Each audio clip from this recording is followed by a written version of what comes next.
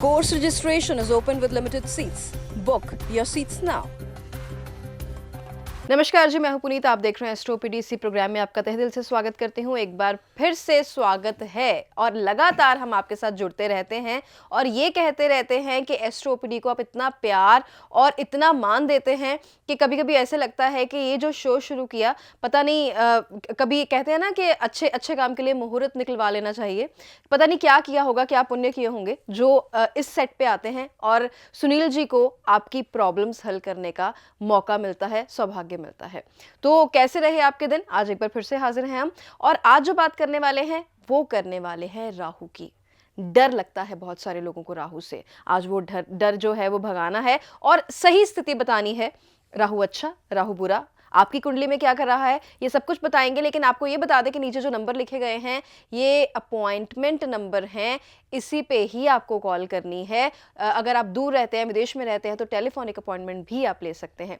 तो इससे पहले, राहु के बारे में बात करने से पहले, मुझे पता है कि बहुत सारे लोग इस एपिसोड की, राहु वाले एपिसोड की वेट कर रहे हैं, क्योंकि उनको जितना एक्सप्लेनेशन यहाँ पे मिलेगा किसी और जगह नहीं मिलेगा। लेकिन एक सवाल जो मेरा खुद का सवाल है, पहले वो करेंगे और उससे पहले स्वागत, बहुत बहुत स्वागत है।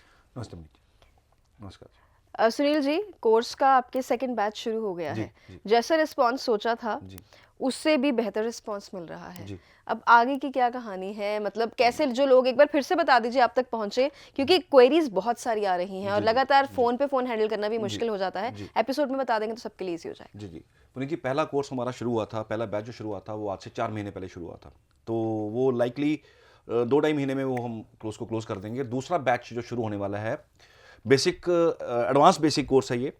और ये मैं ज़्यादा कुछ ना कहते हुए सिर्फ इतना कहूँगा कि जिसको अपना एस्ट्रोलॉजी में भविष्य बनाना है वो इस कोर्स को जरूर ज्वाइन करे। क्योंकि अगर आपकी आइडेंटिटी नहीं है तो कुछ आपके हाथ में ऐसा हुनर होना चाहिए जिससे आपकी आइडेंटिटी बने। मेरे से ज्वाइन कीजिए, किसी से भी ज्वाइन कीजिए। बट एक चीज़ मैं ज़रूर कहूँगा, जो अभी तक मेरे साथ स्टूडेंट जुड़े हुए हैं जिनका 4 मंथ कंप्लीट हो चुके हैं, अभी मैंने सिर्फ उनको ब्लैंक चार्ट रीडिंग सिखाई है, तो आज वो इस लेवल पे खड़े हैं कि उन्होंने प्रेडिक्शंस शुरू कर दी हैं।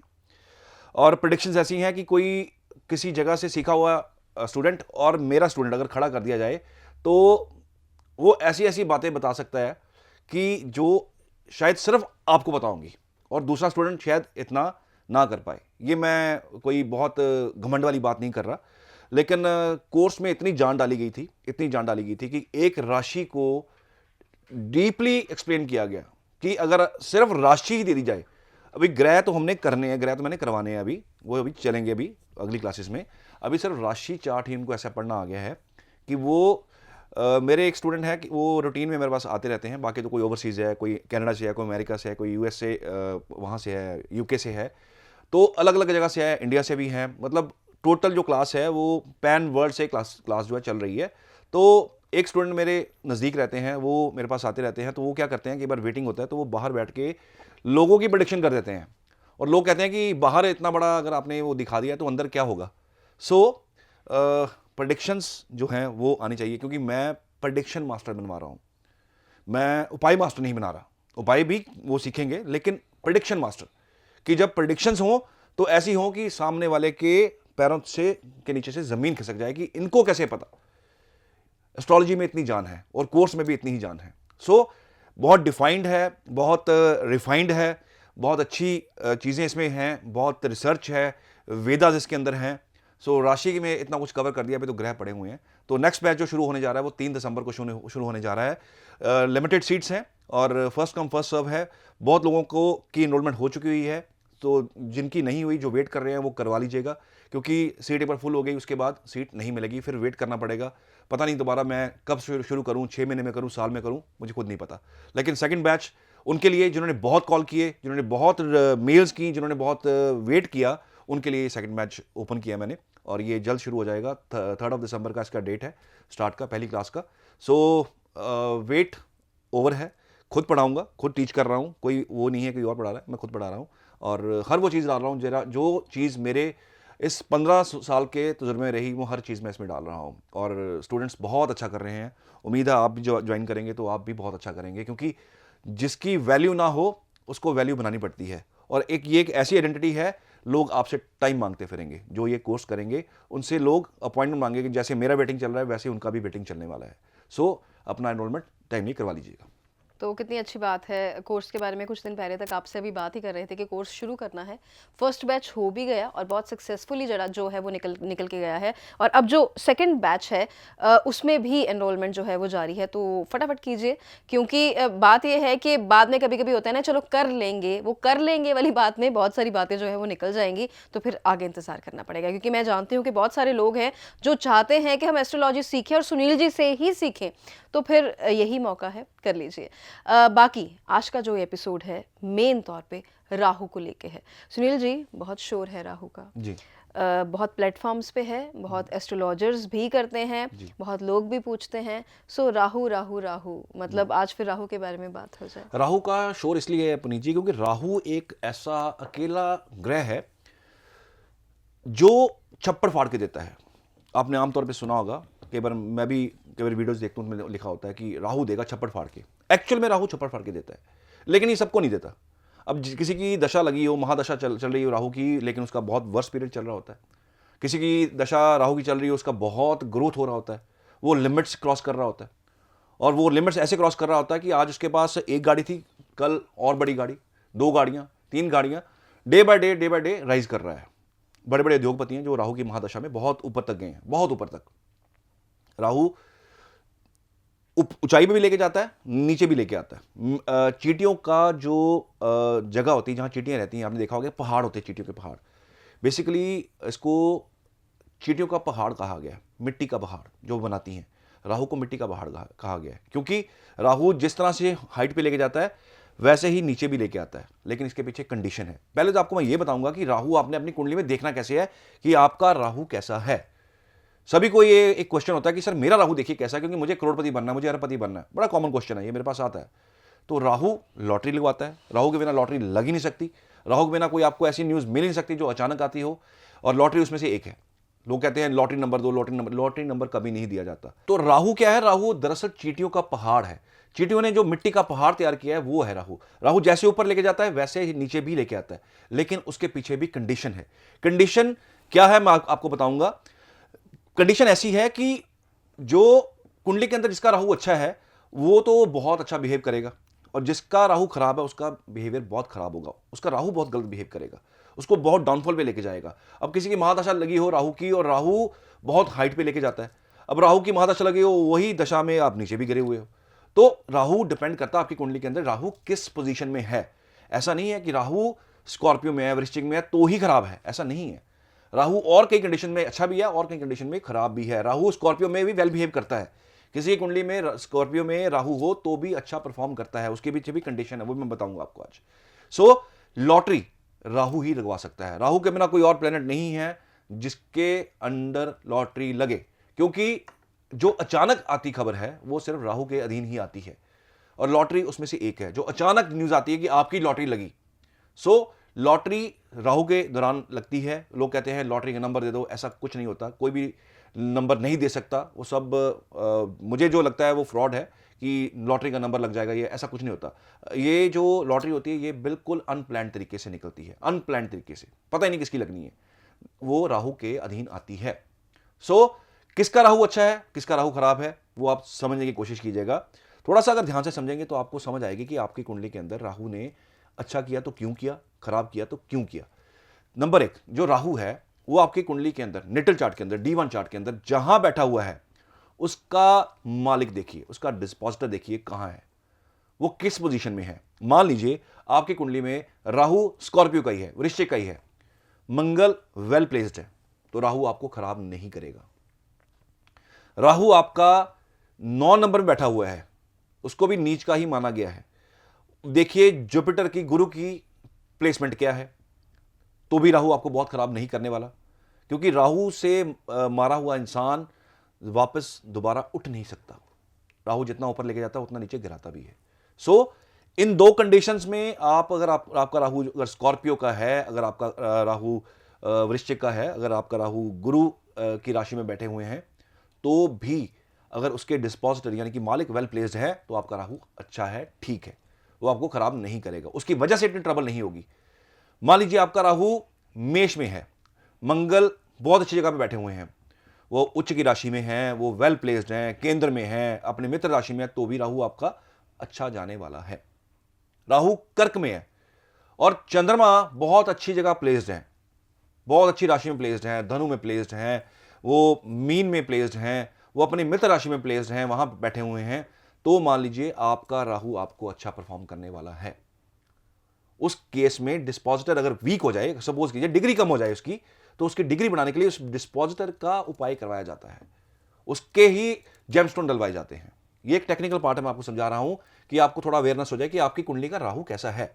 अब राहु कुंडली में बहुत अच्छा, और राहु कुंडली के अंदर अच्छा होने के बावजूद भी वेल परफॉर्म नहीं कर रहा, तो एक क्वेश्चन उठ के आएगा, सर मेरा राहु तो उच्च का था, मेरा तो राहु 2 नंबर राशि में था, मेरा राहु तो 3 नंबर मिथुन में था, ये तो उच्च का हुआ, लेकिन मेरी महादशा बहुत खराब गई। रीजन क्या था इसका? इसके पीछे है आपके कर्मास जो आपने प्रीवियस लाइफ में किए और इस लाइफ में भी आप कर रहे हो। राहु से जस्ट पहले मंगल की दशा आती है, उस दशा में आपने कैसा बिहेव किया। एक छोटा सा एग्जांपल ले लेते हैं। राहु का कर्ज कौन दूर करता है? मां सरस्वती, क्योंकि राहु के लिए मां सरस्वती की पूजा कही जाती है। सो उसके ऊपर कर्ज है। कर्ज किस चीज का? अगर आपने किसी के साथ कन्या भ्रूण हत्या करवाई तो आपका राहु आपको कहीं का नहीं छोड़ेगा। अगर आपने किसी का साथ दिया इस एक्टिविटी में, तो भी आपका राहु अगर जब भी महादशा में आएगा, अंतर में आएगा, तो भी ये आपका अच्छा परफॉर्म नहीं करेगा, तबाही मचा देगा। यही राहु जेल यात्रा भी करवाता है। कभी आपने ऐसे इंसान की हेल्प की जिसने स्त्री को प्रताड़ित किया हो, तो भी राहु जब आएगा तो आपको वो खराब करेगा ही करेगा, 100% खराब करेगा। आप चाहे लाख उसके उपाय कर लीजिए, आप उसके लाख जेमस्टोन नग डाल लीजिए, राहु खराब करेगा। क्योंकि राहु के ऊपर मेरी बहुत लंबी रिसर्च रही है, बहुत लंबी, अभी भी चल रही है, बहुत सालों से इसको पढ़ता आ रहा हूं। तो राहु आपके कर्मास के ऊपर डिपेंड करता है कि आपके कर्मास कैसे हैं। मंगल की दशा में आपने क्या किया, उसके बाद राहु की इंस्टेंट दशा लगती है 18 साल के लिए। मंगल की दशा में अगर आपने अच्छा किया या आपसे आपका कुछ नुकसान होता रहा, तो राहु आपके लिए अच्छा बिहेव करेगा। लेकिन अगर आप मंगल की दशा में आपने ये सब कुछ किया जो सृष्टि के, हमारे नेचर के अगेंस्ट है, मानवीय जो मानवता है उसके अगेंस्ट है, तो भी आप समझ लीजिए राहु आपके लिए अच्छा नहीं है। जो मर्जी आप उपाय कर लीजिए, राहु वेल बिहेव नहीं करेगा, राहु बहुत तंग करता है। सो मां सरस्वती का जो पूजन है, जो उनकी पूजा है, जो उनको रिसाइट करना है, जो उनके लिए उपाय होते हैं, वो मां सरस्वती से जुड़े होते हैं राहु के। स्त्री का कर्ज है राहु के ऊपर। सो राहु को चेक करना हो तो आप इस तरह से चेक कर सकते हैं।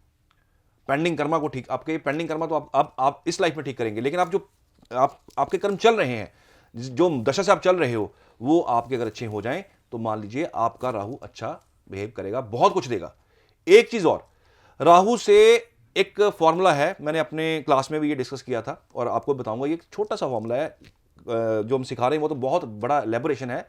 वैसा एस्ट्रोलॉजर अगर पैदा होने शुरू हो जाएं तो एस्ट्रोलॉजी का नाम फिर से रोशन शुरू हो जाएगा, क्योंकि जो मेरे स्टूडेंट हैं वो प्रेडिक्शंस करेंगे। अब प्रेडिक्शन भी ऐसी होगी कि हैरान करने वाली होगी। सो फिर कहूँगा कि जिसने एस्ट्रोलॉजी सीखनी हो, दिस इज द टाइम, अब एनरोलमेंट करवा लीजिए। राहु से 9 घर दूर जो होगा, 9 घर दूर जो होंगे राहु से, वहां का रिश्तेदार आपकी कभी भी मदद नहीं करेगा। रीजन क्या उसके पीछे? मेरी कोई बात के पीछे लॉजिक होता है। राहु ने छल कपट करके अपने पिता के लिए साम्राज्य खड़ा किया था, यानी कि उसने साम दाम दंड भेद सब कुछ करके अपने पिता के लिए साम्राज्य खड़ा किया था। और जब पिता के पास वो पहुंचा कि मैंने आपके लिए आपको ये राज्य दिलवाया है, तो उसको पता था, पिता को पता था ये छल कपट से राज्य दिलवा रहा है। तो पिता ने साफ नकार दिया था, ये मुझे राज्य नहीं चाहिए, ये छल कपट करके तू लेके आया है, मुझे नहीं चाहिए ये।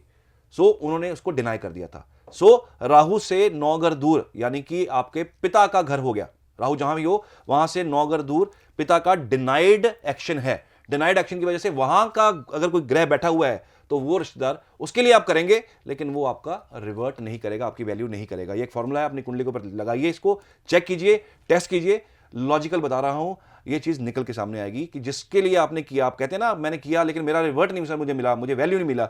राहु जहां बैठा हो उससे 9 घर दूर जाइए, वहां का रिश्तेदार आपकी कभी मदद नहीं करेगा। आप उसके लिए बिना मतलब के मदद करेंगे, लेकिन आप जब आपका समय आएगा आपको मदद नहीं मिलेगी। ये राहु का एक भेद है जो मैंने आपको दिया है। बहुत कुछ है और जब आप क्लास ज्वाइन करेंगे तो बहुत कुछ और सिखाऊंगा, लेकिन राहु आप देखना हो तो ये तरीका है राहु देखने का, आपका राहु कैसा है। तो ये तो कमाल का एपिसोड हो गया, क्योंकि राहु के इतने सारे सीक्रेट्स हैं, जब आप कोर्स ज्वाइन करेंगे तो आपको क्या कुछ जानने को मिलने वाला है। लेकिन ऐसा नहीं है कि इस एपिसोड में आपको कुछ नहीं बताया, फिर भी बहुत कुछ बताया जो कि कोई भी नहीं बताता। सो तभी कह रही हूँ कि ये एपिसोड भी कमाल का एपिसोड जो है वो हो गया।